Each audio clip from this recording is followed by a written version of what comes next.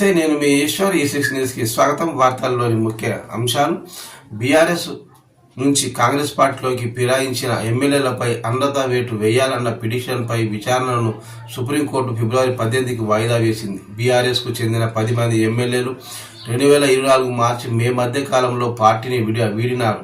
వీరిపై అనర్హత వేటు వేయాలని కోరుతూ బీఆర్ఎస్ సుప్రీంకోర్టులో పిటిషన్ దాఖలు చేసింది. 2023 నవంబర్లో జరిగిన అసెంబ్లీ ఎన్నికల్లో బీఆర్ఎస్ నుంచి గెలిచి కాంగ్రెస్లో చేరారు. పార్టీ ఫిరాయించిన ఎమ్మెల్యేలపై చర్యలు తీసుకోవాలని కోరుతూ Telangana BRS party Telangana speaker గడ్డం ప్రసాద్కు ఫిర్యాదు చేశారు.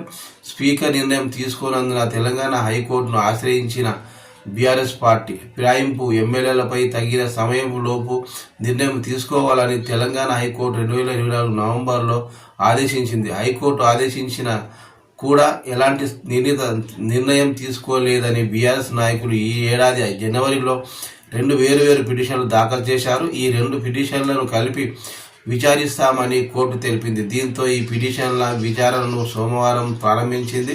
పార్టీ ఫిరాయించిన ఎమ్మెల్యేలపై నిర్ణయం తీసుకోవడానికి ఇంకెంత కాలం కావాలని సుప్రీంకోర్టు జస్టిస్ గవాం ధర్మాసనం ప్రశ్నించింది. స్పీకర్తో చర్చించి కోర్టుకు వివరాలు అందిస్తామని రోహాగ్ని ఉన్నత న్యాయస్థానానికి తెలిపారు.